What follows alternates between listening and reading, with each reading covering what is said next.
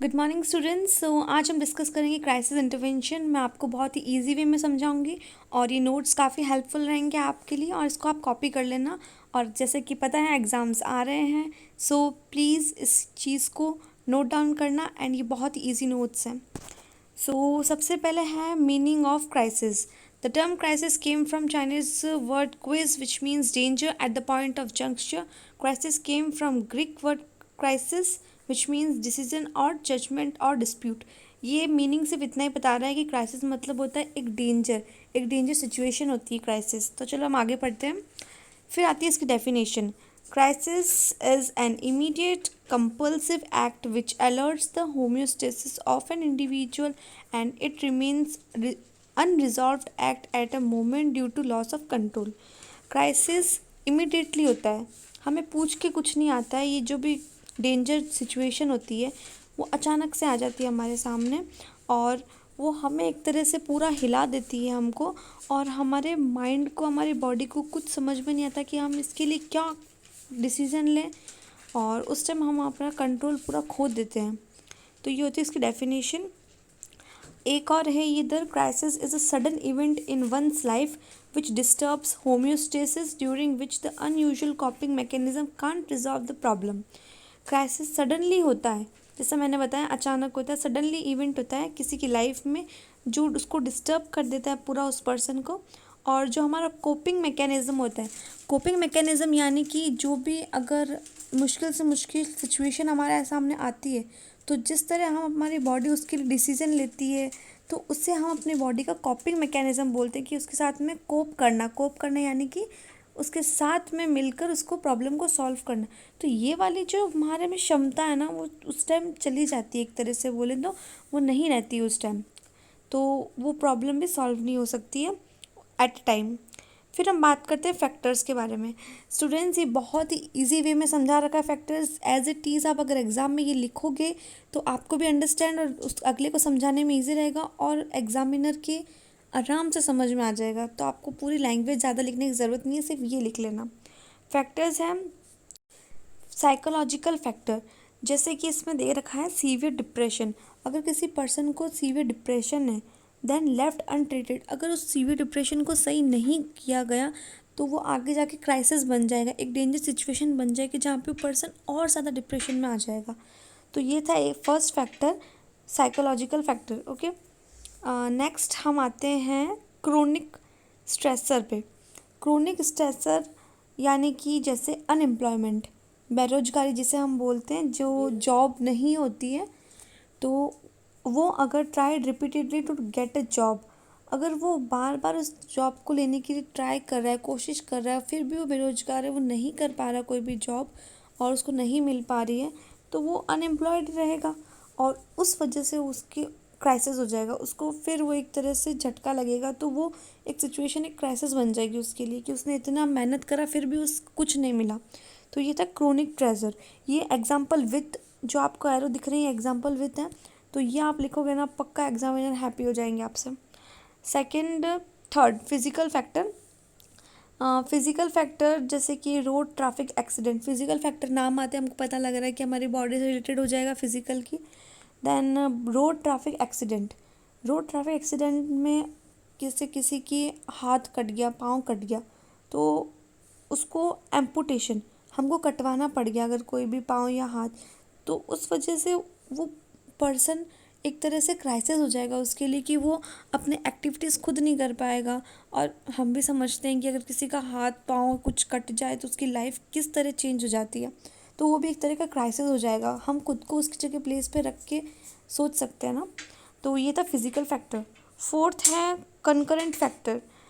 Concurrent factor दिख तो same रहा है फिजिकल फैक्टर जैसा, बट थोड़ा डिफरेंट है, थोड़ा क्या बहुत डिफरेंट है। कॉन्करेंट फैक्टर मतलब रोड ट्रैफिक एक्सीडेंट हुआ, सडन हमारे कोई भी लव्ड वन की डेथ हो गई जो हमारे बहुत क्लोज है, like sudden death of wife, अगर वाइफ पे सडन डेथ हो गई तो एक तरह का वो क्राइसिस बन जाएगा उस पर्सन के लिए। तो ये आता है कॉन्करेंट फैक्टर में। तो स्टूडेंट्स, ये थे तो कुछ फैक्टर्स। अब हम आते हैं कैरेक्टरिस्टिक्स पे। ये भी बहुत ईजी है।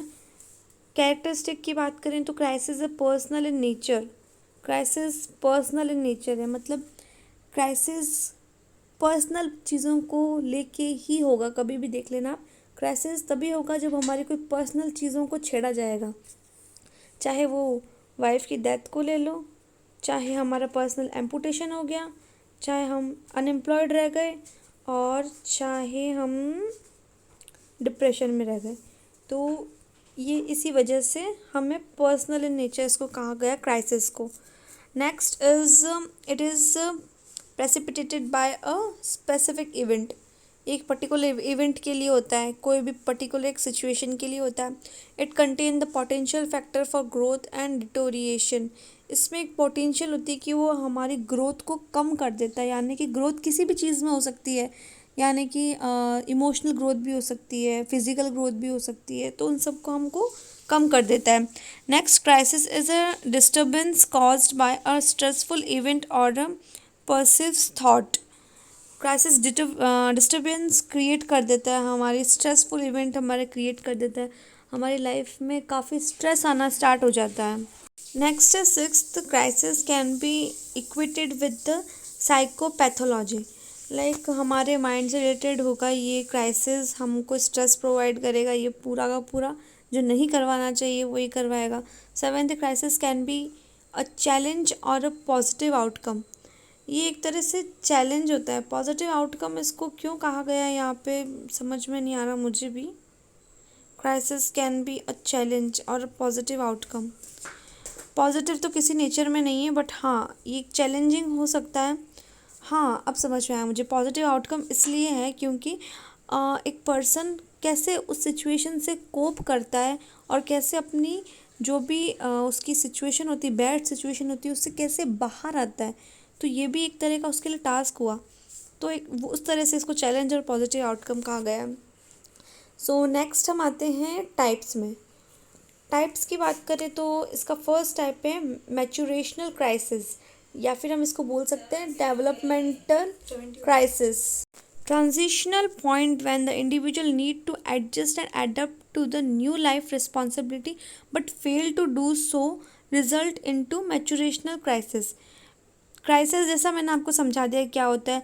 मैचुरेशनल क्राइसिस हम एक तरह समझ सकते हैं कि मैचुरेशन किसी भी एक पर्सन का ग्रोथ हो रहा है, चाहे तो ग्रोथ वो फिज़िकली हो रहा हो उसको, या फिर उसकी लाइफ में, जैसे कि मैं आपको आगे एग्जांपल समझाऊंगी, समझ में आ जाएगा आपको। तो जैसे उसकी लाइफ में कोई नई चीज़ आ रही हो तो वो भी उस एक तरह से उसका डेवलपमेंट हुआ। तो अगर उस सिचुएशन में अगर वो फेल होता गया बार बार तो उससे मैचुरेशनल क्राइसिस होगा। Common transitional period having high chance of crisis potential or new job, early adolescent, marriage, parenthood and retirement. Changes in the relationship, emotional growth and adjustment is required to prevent। ये देखिए मैं इसको आपको in short में समझाती हूँ, बहुत easy है। मैचुरेशनल क्राइसिस वो होता है, एग्जांपल की जैसे हम देखें, अगर कोई पर्सन मैरिड है, अपनी लाइफ में मैरिड, जस्ट न्यूली मैरिड हुआ है, और अगर वो हस्बैंड अपनी वाइफ की जो भी नीड्स है अगर उसको फुलफ़िल नहीं कर पा रहा अकॉर्डिंग टू द वाइफ, अगर फुलफ़िल नहीं कर पा रहा है और उसकी लाइफ में फिर वो फेल ही होता जा रहा है इन सब चीज़ों को लेके, देन एक तरह से उसको एट लास्ट में सडनली क्राइसिस आएगा। देखो मिस्टर एक्स, नीचे एग्जांपल दे रखा है, mister X got newly married unable to adopt the pattern of lifestyle. अगर वो नई लाइफ स्टाइल को अडॉप्ट नहीं कर पाया, एडजस्टमेंट विद वाइफ, ना वाइफ के साथ एडजस्ट कर पाया, sudden unexpected expenses etcetera lead to maturational crisis. तो ये चीज़ उसको क्राइसिस में ले जाएगी, क्योंकि एक तरह से उसका डेवलपमेंट हो रहा था, यहाँ पे एक नई उसकी लाइफ थी तो उसका लाइफ का डेवलपमेंट हो रहा था, तो उधर अगर वो सक्सेसफुल नहीं हो पाया, फेल हो गया, देन क्राइसिस में जाएगा वो पर्सन। तो यहीं पे ये कुछ एग्जांपल्स के अकॉर्डिंग समझा रखा है। नेक्स्ट है situational crisis. Situation crisis word से पता लग रहा है कि सिचुएशन के अकॉर्डिंग कोई क्राइसिस हो रहा है। It is a precipitated by a stressful event which is unanticipated or suddenly created a disequilibrium which act as a threat to biological, physical, psychological integrity।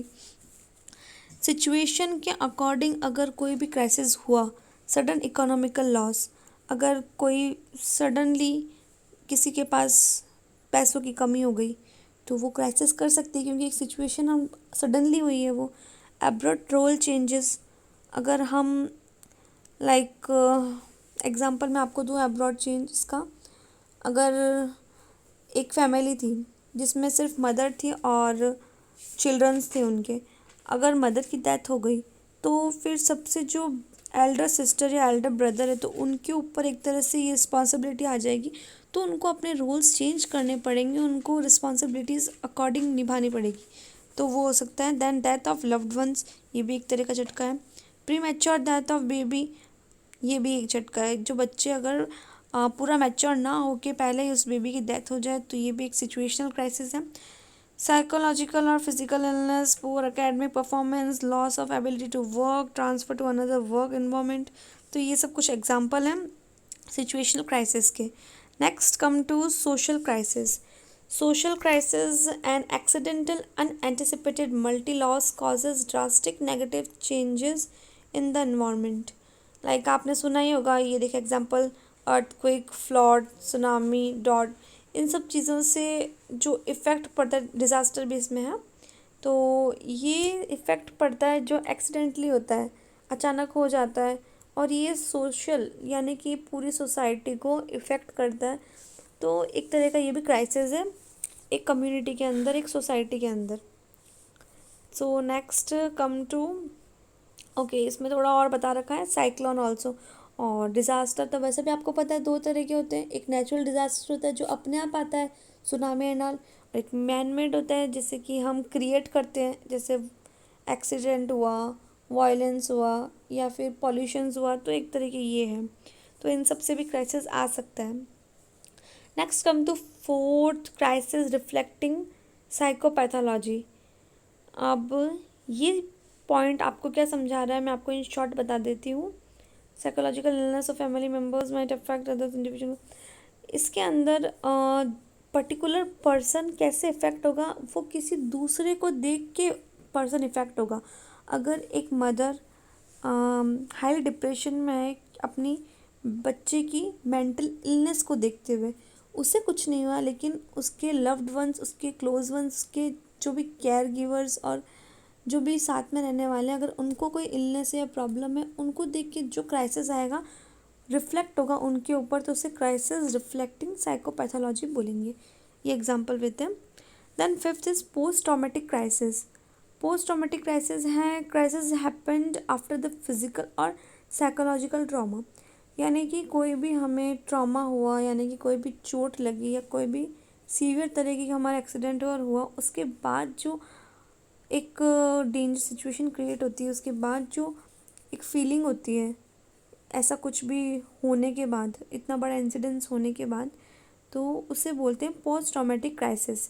Individual suffering with depression after the road traffic accident. ये example, वो depression में क्यों होगा, या तो उसका amputation हो गया होगा, कोई पार्ट कट ऑफ हो गया होगा, या फिर कंकरेंट वाला, जैसा कि मैंने आपको आगे बताया, उसके अंदर लव्ड वन की डेथ वगैरह हो जाती। तो एक ही तरह का पोस्ट ट्रॉमेटिक है, ट्रॉमा होने के बाद जो क्राइसिस आता है वो है ये।